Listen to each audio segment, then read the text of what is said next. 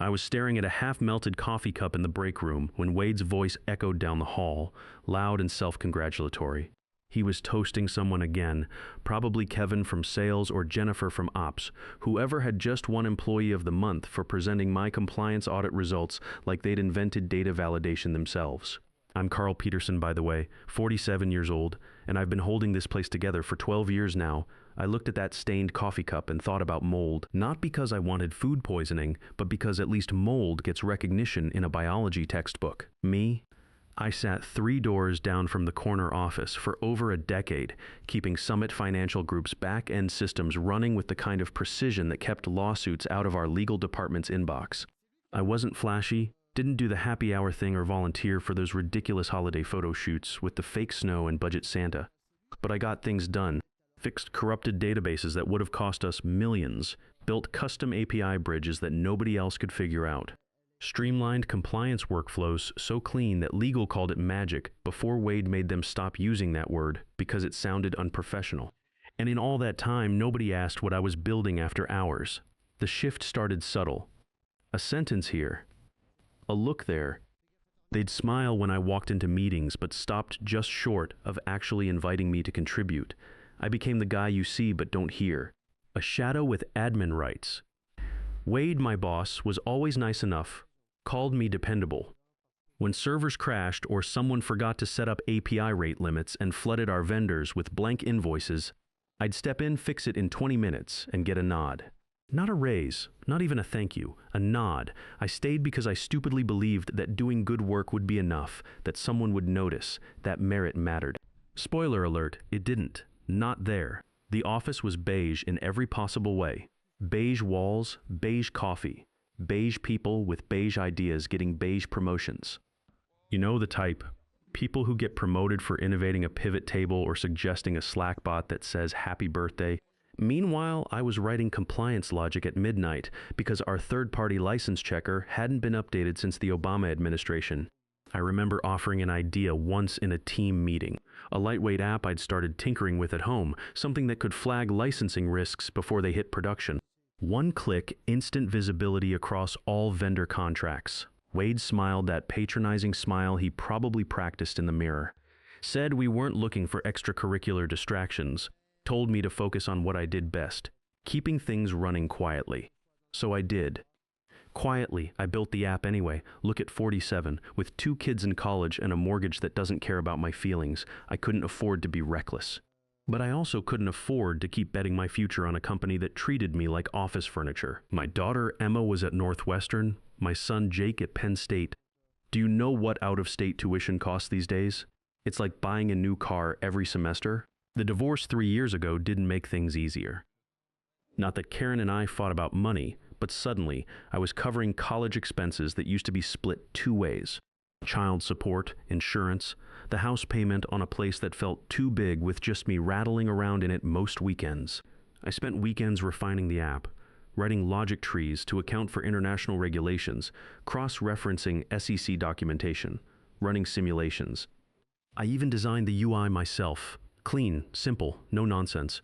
Called it Compliance Guard Pro. At first, it was just a folder on my desktop. By month 6, it was functioning. By month 12, it was better than anything Summit was using internally. The real breakthrough came when I figured out the jurisdictional mapping. See, most compliance tools handle domestic regulations fine, but they fall apart when you're dealing with European data protection laws, Asian banking standards, and American financial reporting requirements all in the same transaction. Took me 4 months just to build the logic trees for cross-border compliance checking, and I said nothing. Not because I was scared, but because I knew how this place worked. If I demoed it, they'd either ignore it or worse, claim it. Rewrite history so Kevin from sales was suddenly the visionary and I was just the supporting technician who helped with the technical stuff. So I kept it off their network, logged every build date, stored everything in third-party cloud storage, wrote detailed commit messages. Built a folder labeled ownership documentation just in case someone got clever down the line. I documented every decision, every feature request that came from my own research, every late night when I chose to code instead of watch Netflix. I was quiet, but I wasn't stupid. At 47, you don't get many second chances in this industry. The young guys with computer science degrees from fancy schools get the benefit of the doubt. Guys like me, who learned programming in night school while working factory jobs, we have to be bulletproof. There's something surreal about being invisible in your own workplace, watching others take credit for fires you put out, smiling through meetings where someone suggests something you coded 6 months ago like it's a brand new breakthrough. But here's the thing about being overlooked for too long. You either fade away completely, or you learn to move without being seen. I chose the second option. And by the time anyone noticed I was building something, it was already too late to stop me. By the time the holiday party came around, the die was already cast. I just hadn't shown my hand yet. But first, let me tell you about the meeting that changed everything. Wade called an all-hands meeting 2 weeks before Christmas. Stood there like he was about to announce the cure for corporate bureaucracy. Pressed shirt, smug grin, coffee cup, with some motivational quote his assistant probably picked out. The whole leadership team was there, Jennifer from Ops looking important with her new tablet, Kevin from Sales checking his phone every 30 seconds like he was running the New York Stock Exchange. We're streamlining our focus, Wade said, like Moses coming down from the mountain with stone tablets. No more side projects, no external development. Internal builds only. Moving forward, all innovation happens here. In-house, I glanced around the table. Jerry Walsh from DevOps nodded like a bobblehead. Someone actually clapped. Scott Miller, our team lead, was scribbling notes like Wade was delivering the Gettysburg Address. I just sat there feeling my stomach knot up. 20 months, that's how long I'd been perfecting my app. Nights, weekends, lunch breaks. After fixing Wade's broken project dashboards and rebuilding audit logs that nobody else wanted to touch. After staying late to clean up database corruption that happened because someone thought it would be clever to run production updates on Friday afternoons. My app wasn't a side project. It was a life preserver I'd been building while they ignored the ship taking on water, so I raised my hand. Calm and steady. I've actually been working on something in that space. A compliance tool, lightweight, scalable. It can flag licensing exposure across multiple jurisdictions in under 3 seconds. I could demo it. The room went quiet, not the good kind of quiet where people are interested. The uncomfortable kind where everyone's suddenly very aware of their breathing. Wade didn't even blink.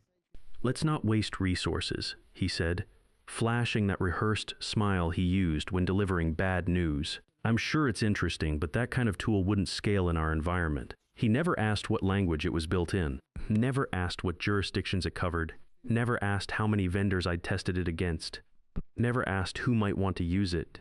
He didn't even look. Besides, he continued, warming to his theme, compliance isn't really about technology, it's about relationships, understanding the business context. You can't automate judgment. I wanted to laugh. This from a guy who'd never read a single SEC filing, who thought GDPR was a type of GPS system until his assistant printed out the Wikipedia page for him. But I just nodded and wrote down focus on core responsibilities in my notebook, like a good little employee.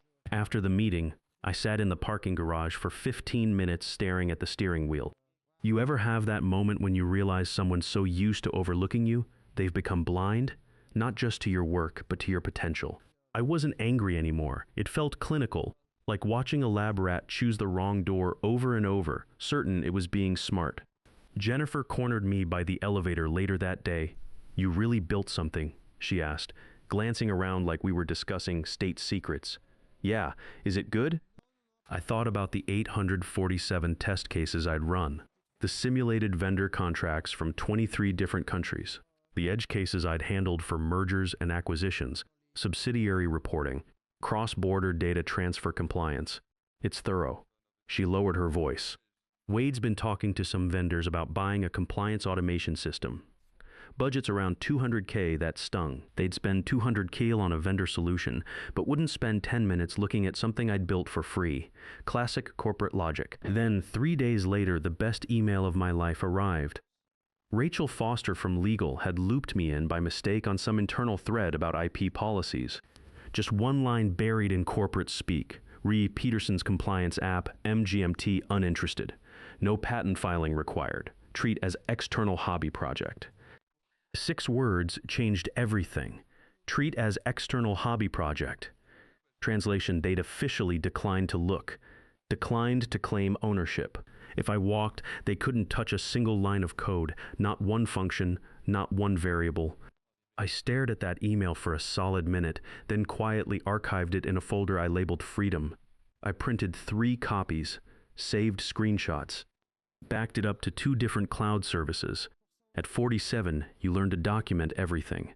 A few minutes later, Wade stopped by my desk. "Great input in the meeting," he said. "Always good to know you're thinking about innovation." I smiled, always thinking, "Wade, just remember, we want that creative energy focused where it can do the most good, for the team."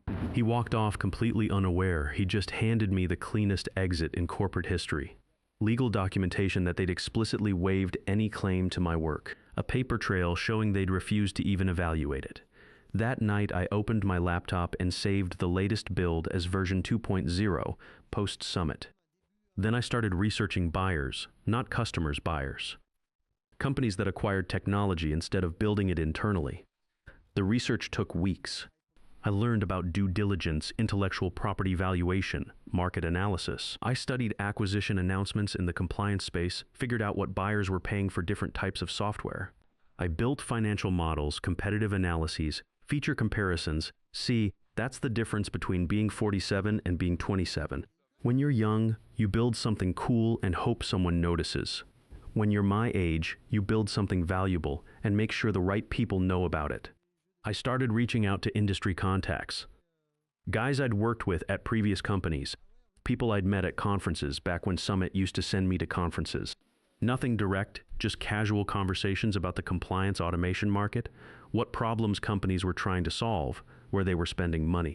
And slowly, carefully, I started building a list of companies that might be interested in what I'd built.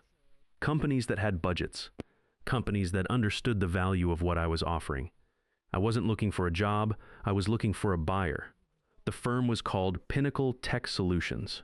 Clean office in downtown Chicago, no ego posters on the walls, and nobody tried to sell me on company culture when I walked in. Just 2 partners and a legal counsel who asked the right questions. The kind that told me they'd actually read compliance regulations instead of just talking about digital transformation. I'd done my homework on them too. Founded by 2 guys who'd sold their previous company to Oracle for $180 million. They specialized in acquiring and scaling B2B software in regulated industries. Banking, healthcare, financial services. They understood compliance wasn't sexy, but it was profitable.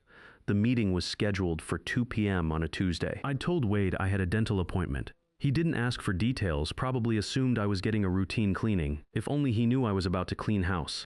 I pulled up the demo on my laptop, ran a live simulation on mock vendor contracts from their own portfolio. I'd spent 3 days researching their client base, understanding exactly what compliance challenges they faced.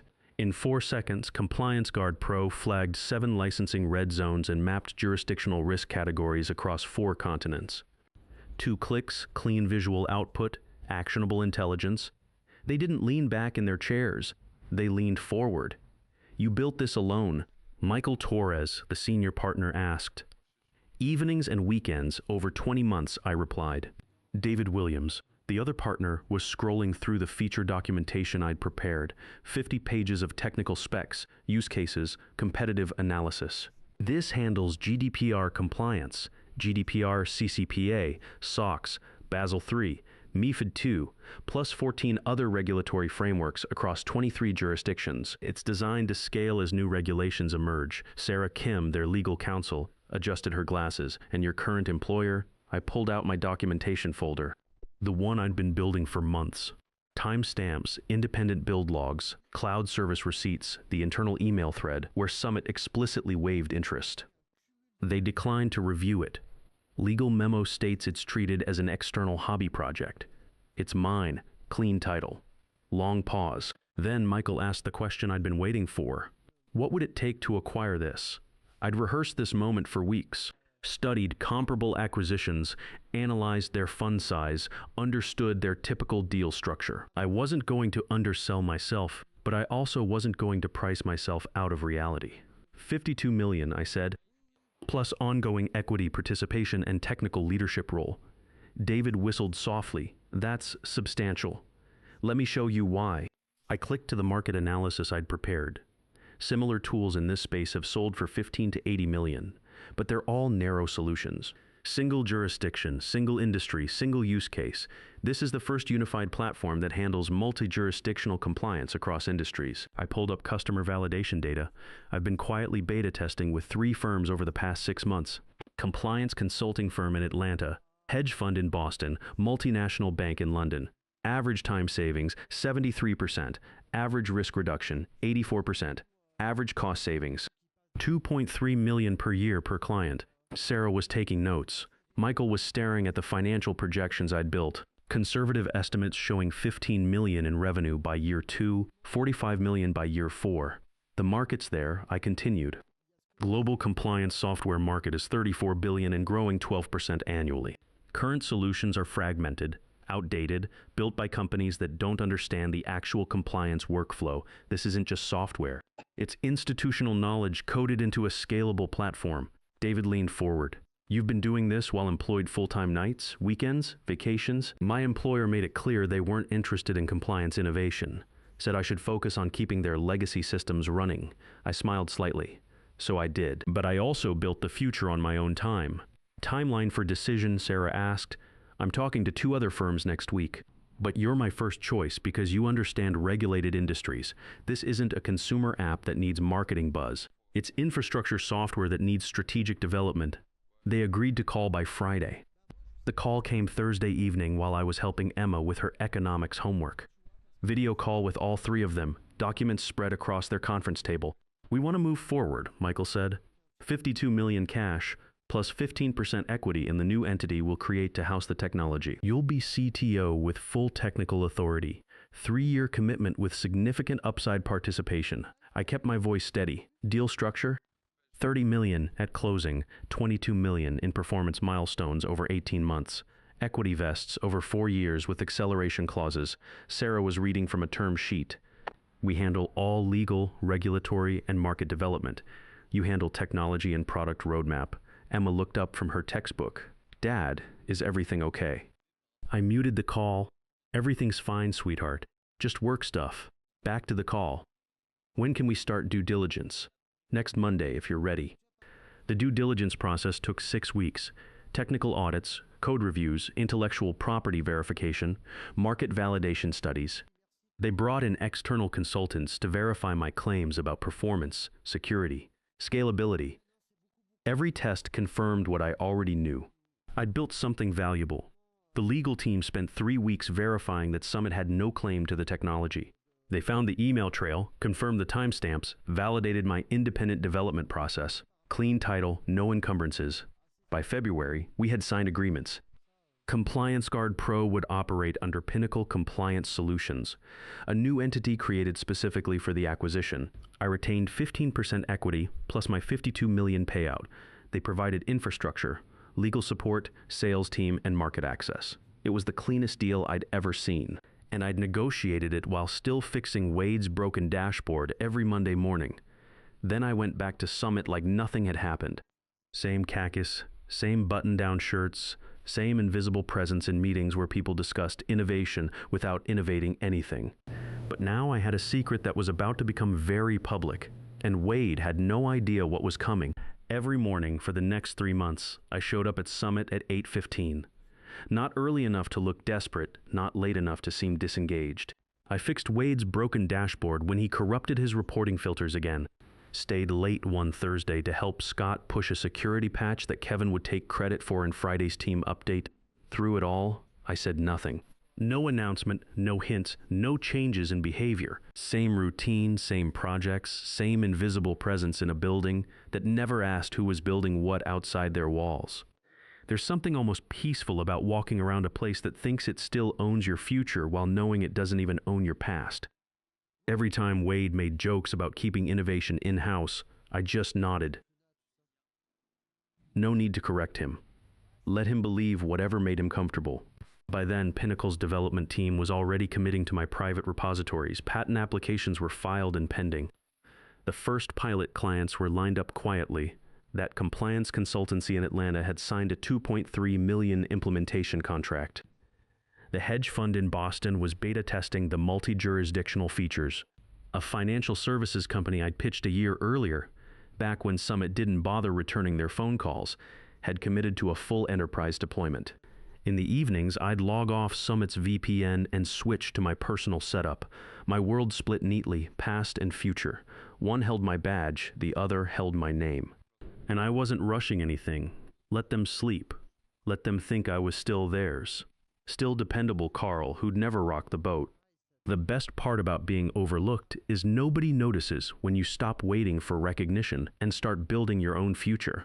By the time I walked into Summit's holiday party, everything was already decided. The conference room had been transformed with string lights and the same sad cheese trays they'd been recycling for 3 years. Someone had queued up a playlist that switched between classic rock and whatever the marketing intern thought counted as festive music. Nobody noticed me at first. Same black jacket I'd worn to company events since the Clinton administration. Hair combed the same way, no name tag, no guest. Just me, a glass of decent wine, and the quiet knowledge that I didn't need to pretend anymore. Wade was mid-toast when I found a spot near the back, next to the table where they'd arranged leftover company-branded fleece vests like corporate participation trophies. Tonight's about recognizing the people who went above and beyond, he said, holding up his glass like he was addressing the United Nations. The people who made Summit what it is today, the usual list. Kevin from sales, who discovered email templates like they were ancient scrolls. Jennifer from ops, who'd implemented a new filing system that mostly involved color-coded folders. Scott Miller got recognized for technical leadership, which meant he'd successfully delegated everything I'd built to people who took credit for understanding it.